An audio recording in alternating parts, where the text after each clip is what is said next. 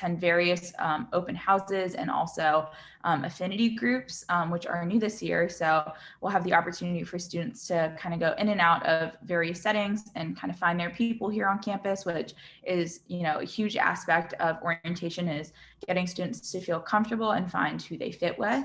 We'll also be talking about various aspects like alcohol education, sexual misconduct, academic experiences, and so on and so forth. So it really will be a huge, you know, dump of information in a few days, but it is just the beginning of, you know, acclimating our new spiders to our campus.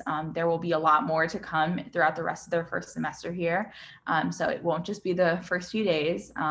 So yeah, I think orientation is a very unique experience, especially at the University of Richmond.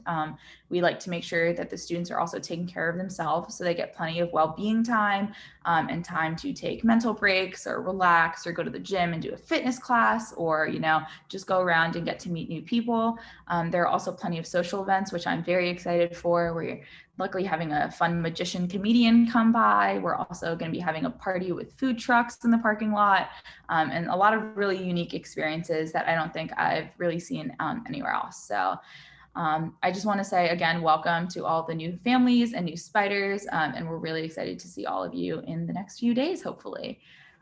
Again, feel free to use the Q&A feature if you have any other questions, but I guess just to start, I'd love to hear from our other two panelists, Kushi and Alejandra, about their favorite parts of orientation when they went through it.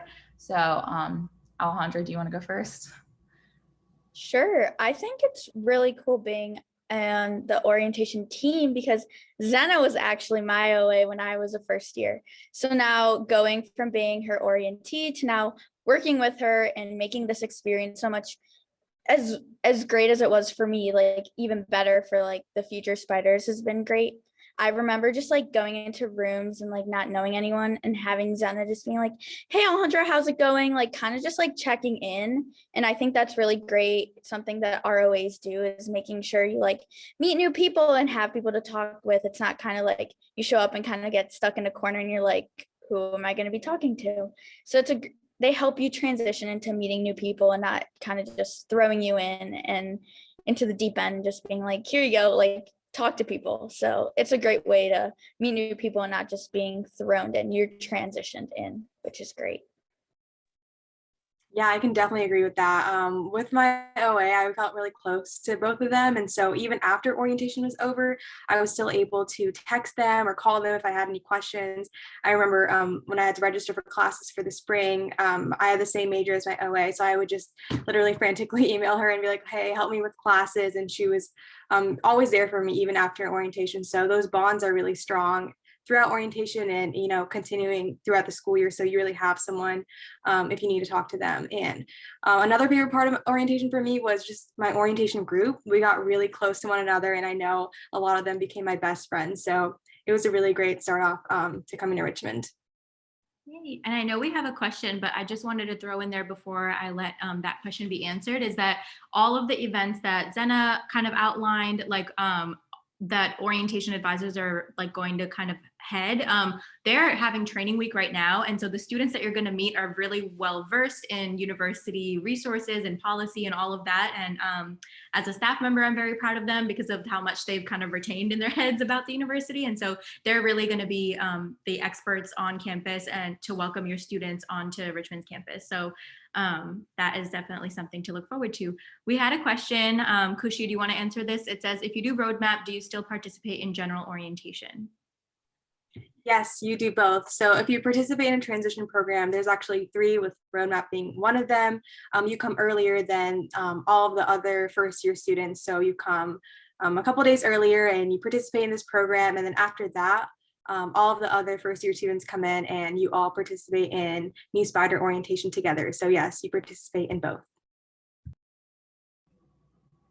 Yeah, and I'll just add that I think we do a great job at making sure that there isn't a lot of overlap between what we cover in our different transition programs and a new spider orientation. So the different transition programs are really tailored to what those students, need out of those transition programs. And so, for example, the roadmap program is a great way to get adjusted to what college is going to be like and kind of get like a little inside look. You get to meet a professor and kind of experience what classes might be like in the future. And so that's kind of the main focus of that. Whereas multicultural pre-orientation really focuses on building a family among our multicultural students and making sure that they feel comfortable coming to our campus. And so being a part of that is also its own unique experience. And then we also have international orientation, which again helps our international students kind of tailor themselves and get ready and adjusted to the US, making sure they have their visas and debit cards and all that type of stuff.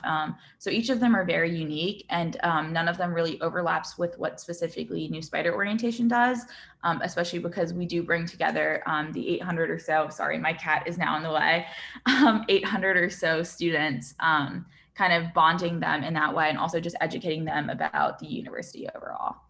And so just to give you guys a little bit of a heads up on what New Spider Orientation and the pre-orientation programs might look like, I'm going to put in the chat a link to an app we have called Guidebook. That is my cat in the camera. I apologize. She's a kitten. I just put it in the chat, Hannah. Oh, perfect. So feel free to go and download that app, and that lets you see the schedule for our various transition programs and also for New Spider Orientation as well. So you'll kind of get that inside look into what the schedule will look like. Yeah, and we encourage all of you to download this prior to coming to campus.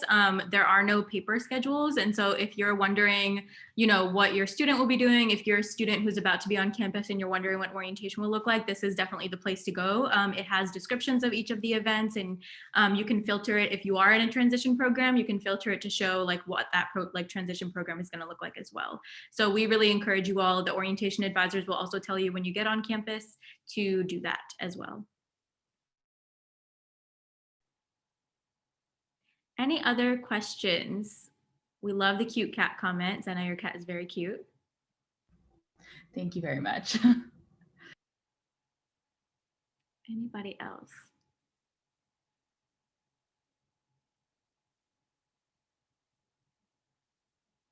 Can I call on you three to maybe speak on one thing that maybe you wish you knew coming into orientation? Think back to when you were first years, maybe some advice to any first years that might be on this call.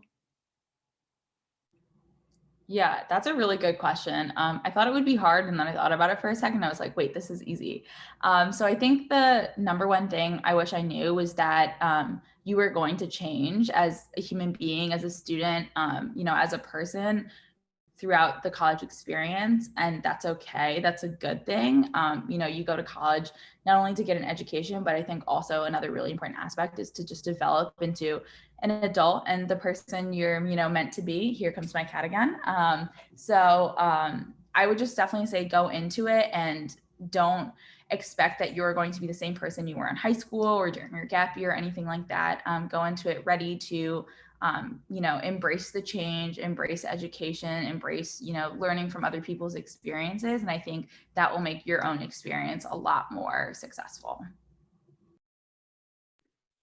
Yeah, mine is pretty similar. I would say step outside your comfort zone. I know we feel really comfortable like where we're at, but coming to college is just totally out of our comfort zone because we're so used to, being in high school and being at home. So it's a totally different change, but I would really say embrace that change and don't be afraid to meet new people and talk to people in your orientation group and get to know your professors and really soak all of that in, because I think Richmond is so great and has so many resources, and all of the people here truly want to see you succeed. So I think really just embrace that and take that opportunity to do what you can. For me too, I would say taking the time, like after a speaker, if you really enjoyed it, like going up to meet them is great, because there are speakers that I had at my orientation that I still talk to now that I'm glad I went up to afterwards and just like introduced myself, and they do remember you. Like you might feel like they're not going to remember me, but they will remember you. They might need like a refresher, but they will remember you, and it's great because then you can just go up to them and talk if you need something. I remember I met Akila my freshman year, and she definitely did not know who I was. But then later on, if I ever like needed to talk to someone, I felt like I could go to her and she like kind of knew who I was. So it was easier to like get the conversation with like, oh, we met at orientation. And it was like, oh yeah. And then you kind of already, you're both like at Richmond. So that's one connection. Then just like, oh, orientation, another connection. So all these little connections like add up and can help you just have like an easier way to communicate with staff members and faculty and professors. Great. So a couple of people asked how many students are in each orientation group. So we do have the largest incoming class this year that we've ever had, which is pretty incredible. I think it's probably a combination of a bunch of different reasons, but we're really excited to welcome everyone. We have about 31 OA groups on campus or for orientation, and that means there will be approximately 28 to 30 students per group, if I can do math correctly. So it's still a pretty great ratio considering it's the orientation groups will be 2 OAs partnered together, and so it'll be about 1 OA to every 14 or 15 students, and so you'll have that opportunity for students to really get into those smaller groups and not be with all 800 plus students in their class all at once. We will be getting together in big groups at times, but a lot of the smaller conversations will be had just in those about 28 to 30 person groups. Mm-hmm. And another question is, some of the events on Guidebook are listed for specific orientation groups at specific times. When will we find out which groups we're in? You'll find out when you get on campus. So you will get to know then. Oh, okay, go ahead, Zena. Oh yeah, I mean, I was just gonna say each partner pair is numbered, so it'll be 1 through 31. Like I mentioned, there's 31 pairs. You may also potentially find out in an email from your orientation advisor prior to moving in, but we're still finalizing those lists, which is why the information hasn't gone out yet. But you will definitely figure it out at the latest that evening when you come for President's Welcome. I think we have another question, which I think is really important, which is how do you keep in contact with friends and family during college, and how often should you visit home? Personally, I think this really varies person to person, depending on how close you are with your family and friends, how far away you come from. I mean, we have people that come from all over the world, from almost every state. I'm personally from Maryland, so I'm very close, and I had a car on campus my first year. So I was able to go home as frequently as every weekend if I wanted to.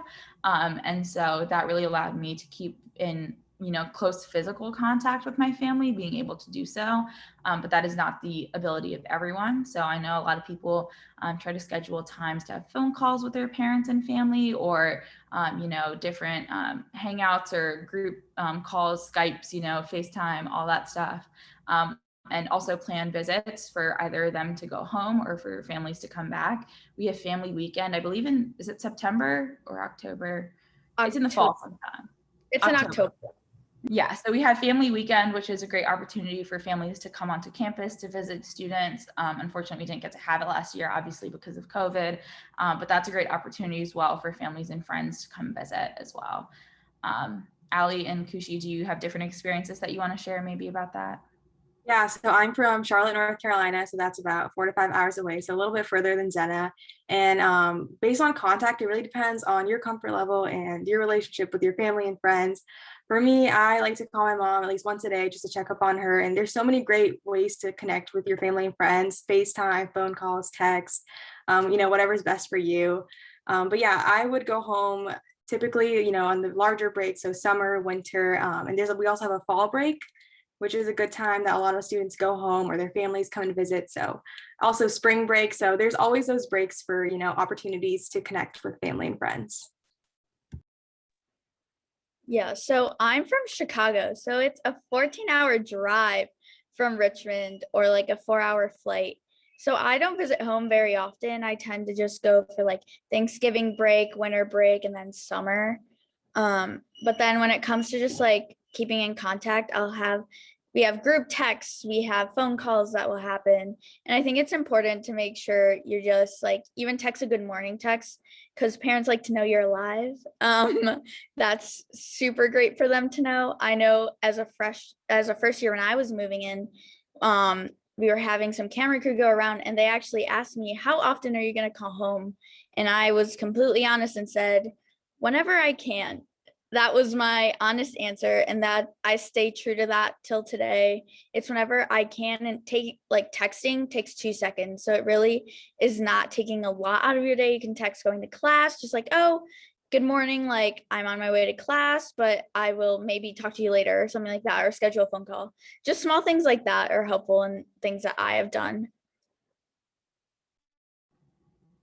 Awesome. Thank you so much. Yeah, like you can tell, it's different for every student and for every family relationship.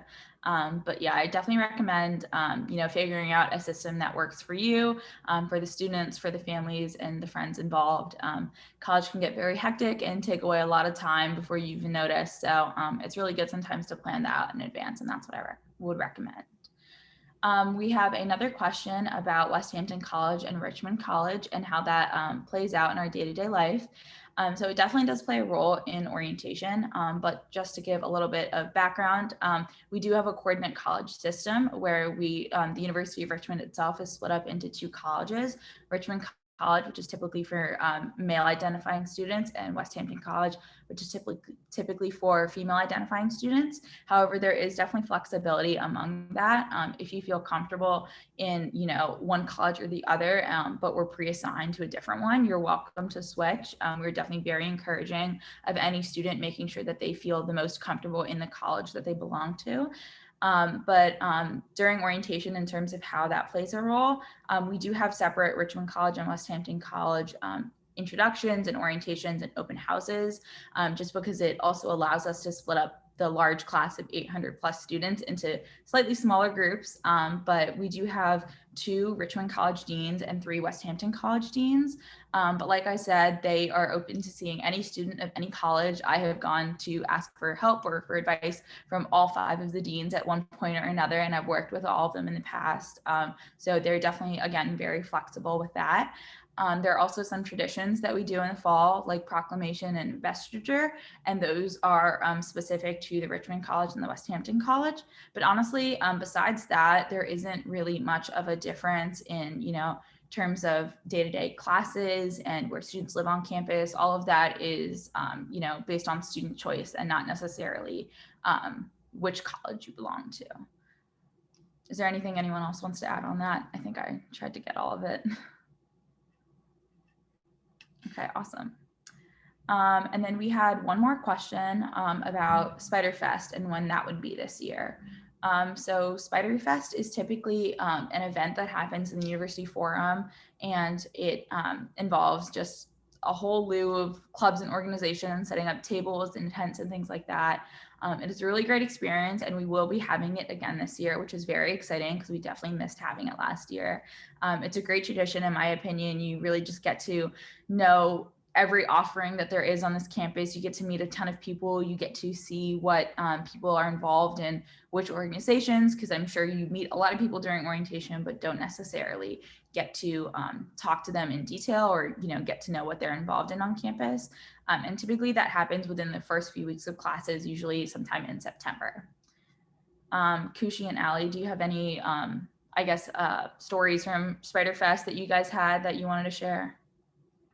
Yeah, me personally, coming into my first year of college, I was interested in everything and I didn't know what I liked. So I remember at Spiderfest, I went to every single club and literally just signed up and put my name on like all the booths because I wanted to get all those emails and find all that information. And so throughout the year, I was getting all these emails from different organizations, and it was really a good way to connect with the university because I truly knew if I was confused or wanted to learn more about like politics clubs or Model UN or there's just so many different organizations for really anything you're interested in that it was there for you. And there's so many opportunities for leadership experience and community service through these organizations. So my advice would just be sign up for anything you're interested in, and those organizations are there for you.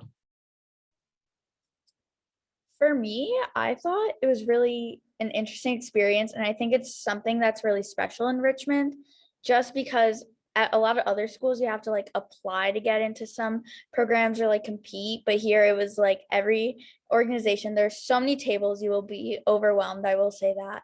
But there's so many students and organizations saying like, join, like we want you to join, like they want you to learn more. And it's great to, like Kushi said, like a lot of students will sign up for like everything, and it's great because then you can decide what you want to do. It's not like you signed up, you're committed for the whole year. It's a great way to just explore and try new things, something you may have never tried. Maybe you want to try Quidditch, maybe you want to try rugby, maybe you want to try Frisbee. I don't know. Like there's so many different opportunities here that it's like great to kind of just try something new and not have to stick to like maybe something you've done your whole life.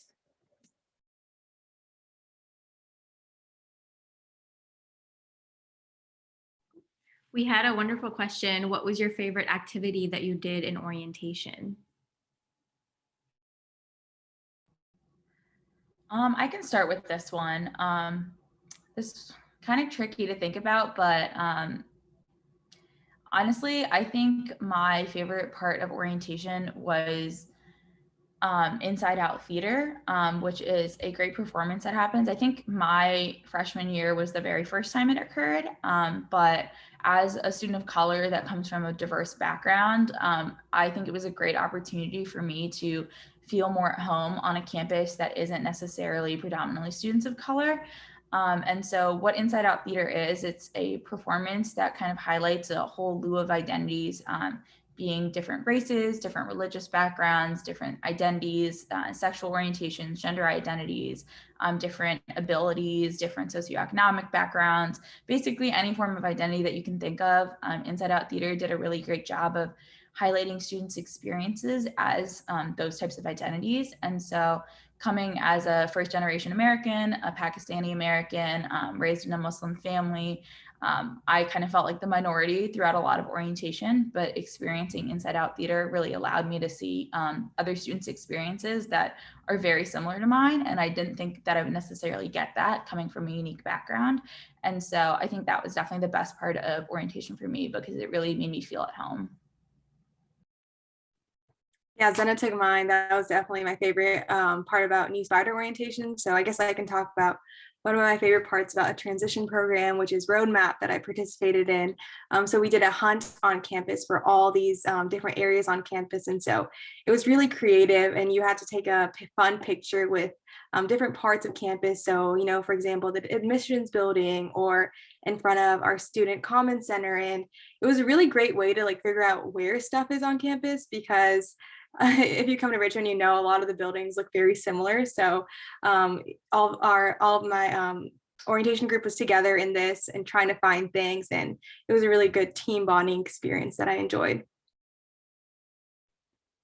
You both took mine because I also did Roadmap and did the scavenger hunt. That was fun. And Inside Out is always a great time. I enjoyed rewatching it last year.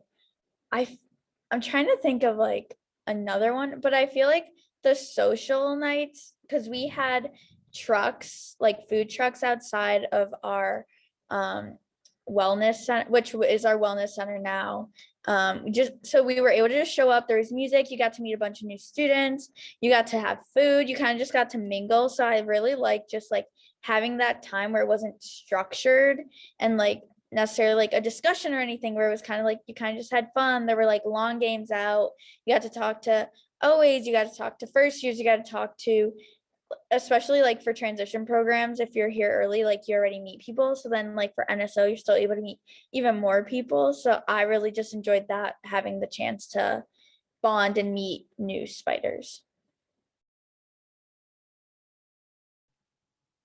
Thanks, y'all. So do you have any other questions for us? Now is the time to put it in the Q&A.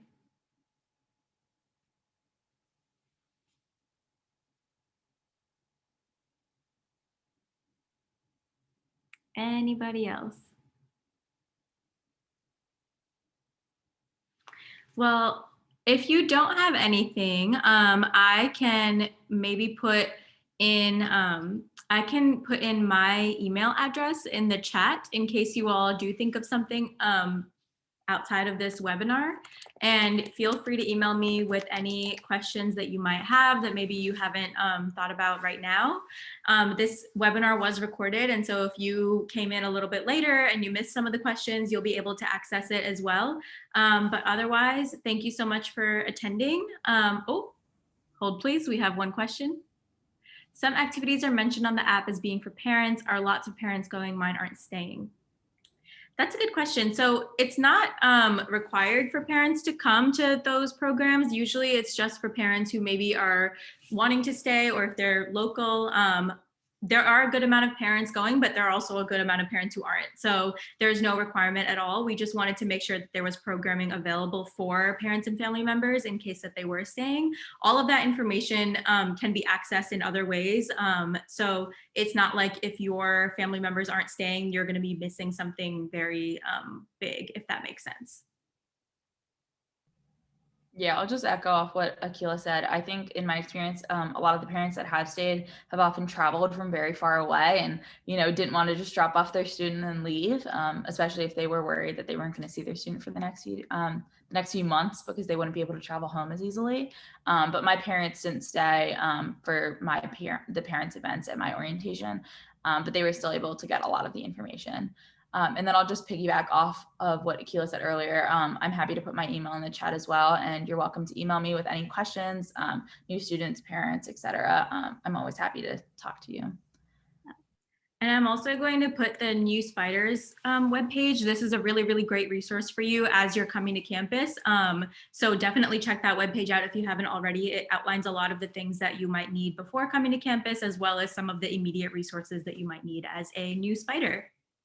But thanks y'all, and we are very excited to welcome you all in just a couple of days really. So, but yeah, we hope that you have a good rest of your night, and thanks for attending this webinar. Bye. Thanks everyone. Bye, thank you for coming.